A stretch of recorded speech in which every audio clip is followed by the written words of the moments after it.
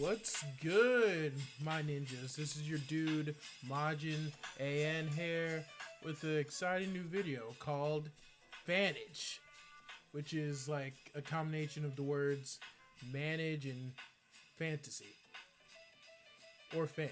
But anyways, here it goes. For Fantage, we're going to be talking about fantasy football, and I'll give you the fantasy values for each player on each team. And that's just about it. I'll make a new video regarding updates for each fantasy football, each player's like fantasy football value going up, down, or whatever. Or players to watch, players to stash, and players to must start. Anyways, we'll start off, and for each of these videos, we're going to focus on a division in football. Right now, we're going to start with the AFC and the AFC North. So this video is going to be completely on AFC North teams and the players in each of those teams and their fantasy values and stuff. So I'll start off with the strongest team to the weakest team in each of these divisions. Well, record-wise and standard-wise. So first, we'll start off with the current kings of the North, the Baltimore Ravens. Yeah.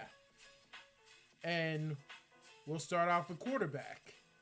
We all know Lamar Action Jackson.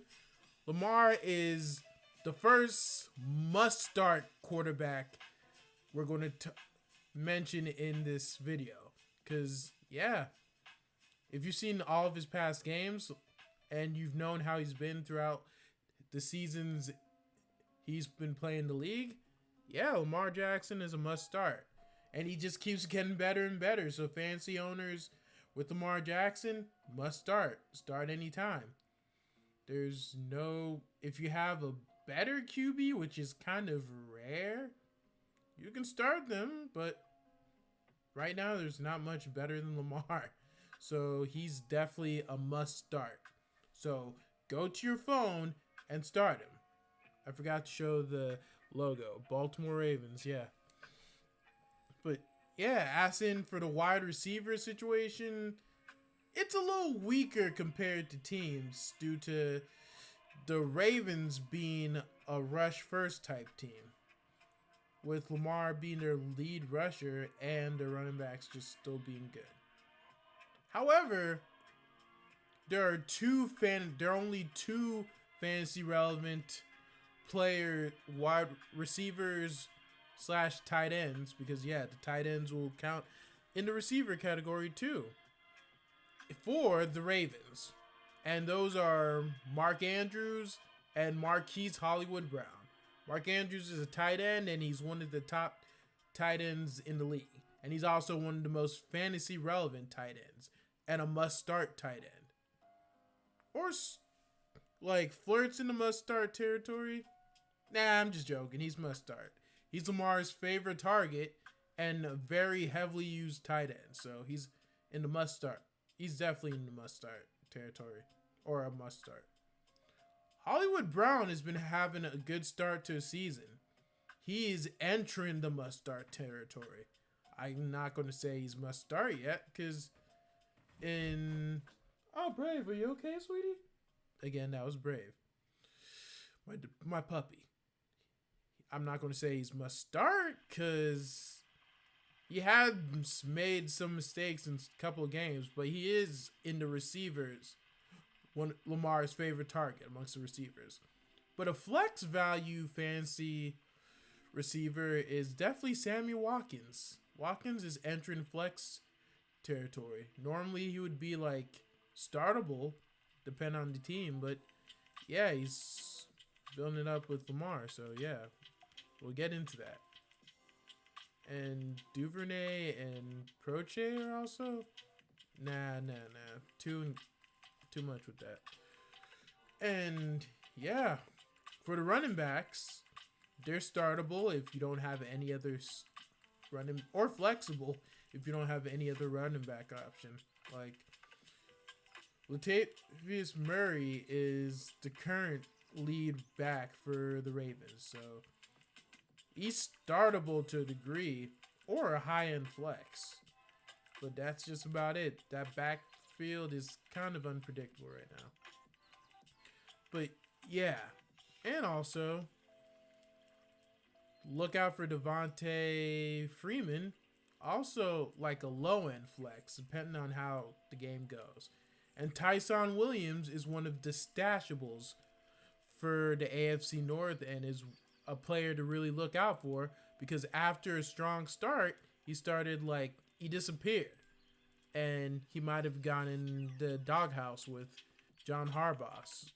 But it looks like he's starting to get out of it, so keep a close eye on Tyson Williams. He's stashable for now.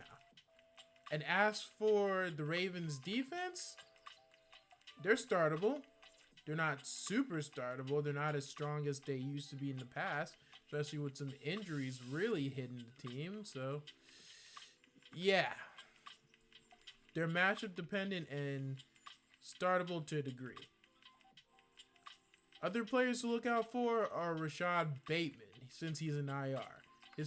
He might be a stashable, and he might be a player to really look out for. Anyways, that's it for the Ravens. Right now, we'll go to the next team, and my hometown team, too. Ugh. Sorry, Action Jackson. The Cincinnati Bengals, aka second place in the AFC North. Due to mainly division win. So yeah, Bengals starting with Joe Burrow, Tiger King, Joe Exotic Burrow is actually kind of flirting with the must-start category. He's in the must-start category, but we're not completely sure if he's must-start yet because he has made some mistakes in some of his games, but he's also made some pretty big plays and has a pretty good percentage as a QB. So yeah, if you're a Joe Burrow owner and you have a better QB, you can start them over Joe Burrow. But if you don't, and Joe Burrow is startable and is looking close to a must start. As for the receivers, that's the most stacked area for the Bengals. The Bengals have always been a wide receiver factory, so yeah, you can always expect good receiver usage. And this year's receiver core is pretty promising, and they're all startable. Jamar Chase, T. Higgins, and Tyler Boyd, all startable. The three starting receivers. But it's Jamar Chase that's entering must-start territory, as he's had a touchdown in almost every game and had a couple of over 100-yard games too. So that is something to look out for. Really good to look out for. But Tyler Boyd is also very startable. And T. Higgins is quite startable. He's flirting with must start too. He's very good. As for the tight ends, Drew Sample, stay away from him. Not really fantasy relevant, especially with the three wide receivers. And Uzama is the only somewhat fantasy relevant tight end. But again, when all three receivers are healthy, his fantasy value is pretty low. Like a real backup flex for a tight end backup tight end if you don't have any good backup tight ends and you have a really good starting tight end. He's a stashable, so yeah. As for the running back situation, it's not bad. Joe Mixon is actually must start on matchup dependent or must start territory. Joe Mixon is a pretty good running back, and he's been having a good start to the season. So if you're a Joe Mixon owner, you can either start him as any running back 1, 2, or flex. He's good. Samaje Perine, his usage only depends on the health of Joe Burrow. As being Giovanni Bernard's replacement, we expect decent flex usage out of him. But again, his usage increases or decreases depending on Joe Mixon's health. So yeah, and there's also the rookie running back Chris Evans, but he's not really fancy relevant because of the health and strength of the other running backs. And now we go to the defense, which is the surprising part to me. I never thought I would say this for the first time in a couple of years, but the Bengals defense is must start. It's entrant must start. It's startable. It's on the startable category. And must start depending on the matchups. However, if they're against like a really good scoring team, you still have to be wary. But still just startable. So we can go with that. Yeah, that's it for the Bengals fancy value. No more jerseys after that. Now, let's see who's next in the standings. Oh, the Browns. This is surprising because years ago, you wouldn't expect the Cleveland Browns to be one of the top teams to really look at in the league. But they are. I'm sorry, I'm just looking for the Cleveland logo. Yeah, the Cleveland Browns. Who would have expected that? But anyways, as for fancy value, it's quite interesting. Baker Mayfield, he's a stashable or like a decent backup in case your starting QB gets injured or you just need a backup to like keep you going. He's startable on occasion, but he's not like super startable or super fancy relevant. As in, the Browns mainly are a running team and rely on the strength of their running backs rather than Baker Mayfield and force him not to do too much. But when he has a good game, he has a good game. So he has some decent fantasy usage. The wide receivers, on the other hand, are not fantasy usable at all. Are not really trustworthy in fantasy at all. Not even flex is the highest you can go with a Browns wide receiver. So yeah, I would not go near that. The only fantasy relevant Browns receiver right now are Jarvis Landry and Odell Beckham Jr. if he and Baker get in sync. But yeah, it's just avoid the Browns receivers altogether if they're not Jarvis Landry or Odell Beckham Jr. However, tight end wise, it shows a little bit of promise. David Njoku has some up games and some down games. Very useful tight end. Not a startable tight end, but like a good stash tight end that you want to keep when you're hoping for a good game. And Austin Cooper and Harrison Bryant, same thing. Especially with Austin Cooper, but since he's a starter. However, it's stay away from that. Rashard Higgins, his value's unpredictable. He can be flex or not. Donovan, Peoples Jones. I'll just go with Peoples Jones. Also unpredictable. So yeah, just stay away from that. And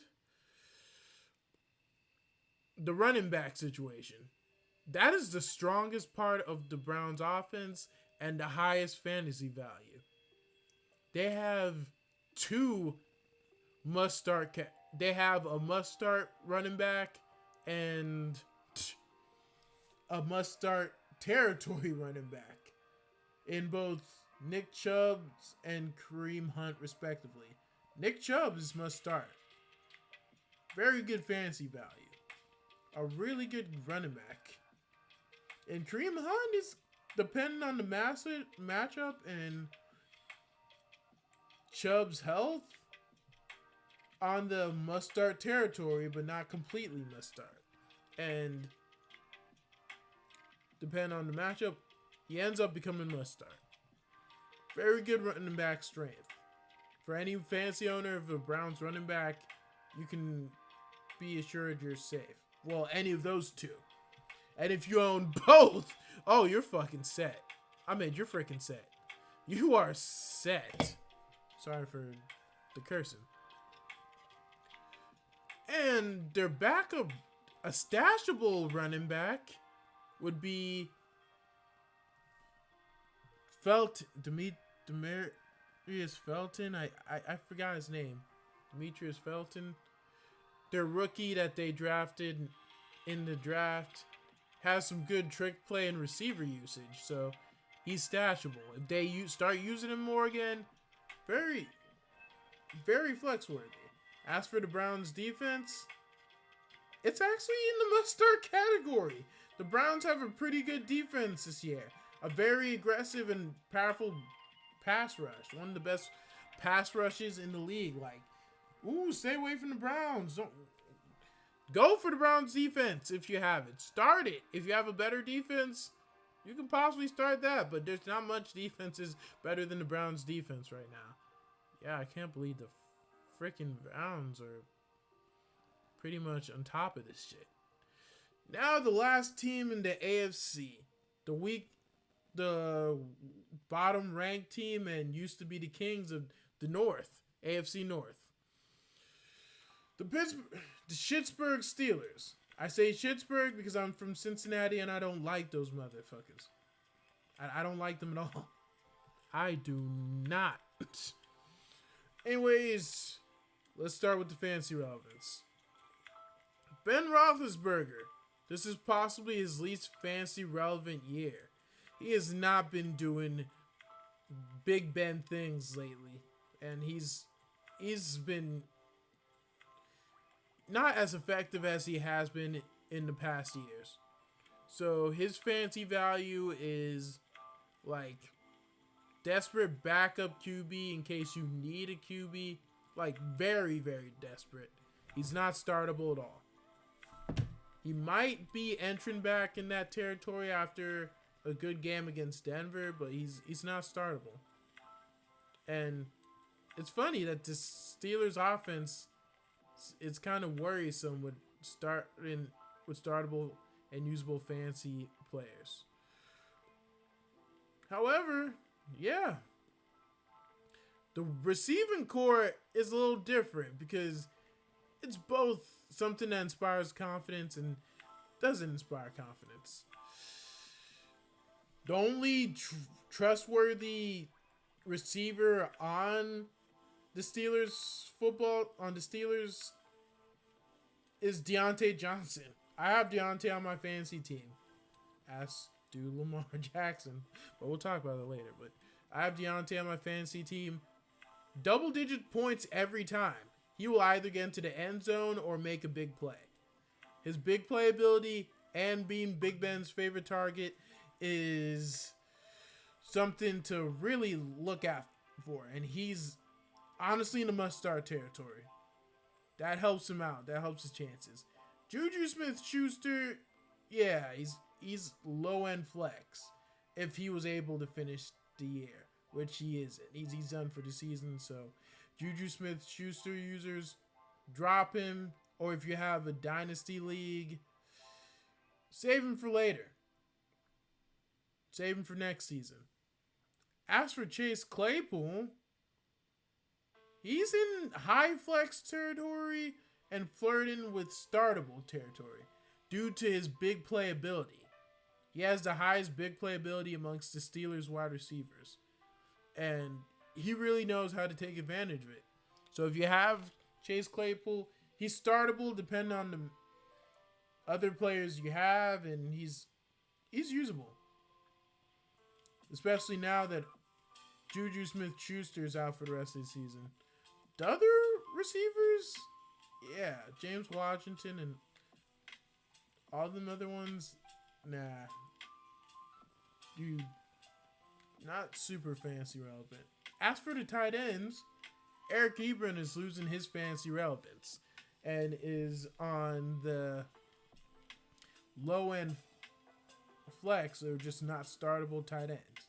However, now I'm going to get to the stashables. The Steelers have a stashable, a player that you should look out for in the upcoming in the upcoming season or the upcoming games and stuff. Rookie tight end Pat Freiermuth. He had a touchdown in his first really usable game. That is a positive sign for him. So if they fully move on from Ebron, look at him. They see a lot of Heath Miller in him, and he was one of the Steelers' best tight ends in history. And they drafted him for like that comparison. And he has good hands and makes better catches than Ebron. So yeah, you can expect him taking the starting spot soon. And look at that when you're stashing a player. Again, he's stashable, so be on the watch out for that.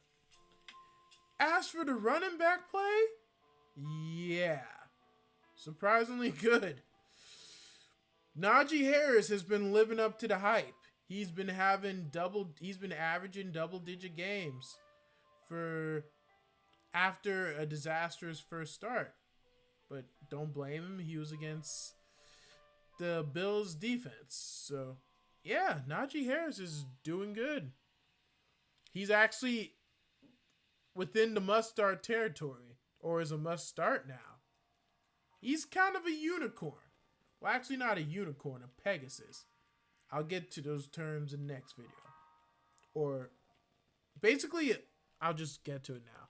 A Pegasus is a player, it's a term I use. A player that's like skilled in different assets of the ball and provides high-end fantasy value due to their versatility. Usually running backs that are both good at receiving and rushing. And Najee Harris is starting to look like that after his first 100-yard game.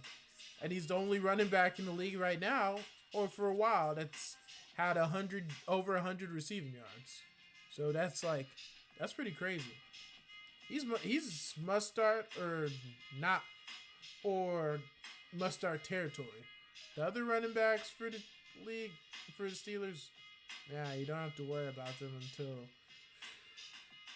Najee Harris gets injured. But yeah, that's the offense. As for the Steelers defense, it's startable to a degree, especially when they're all healthy.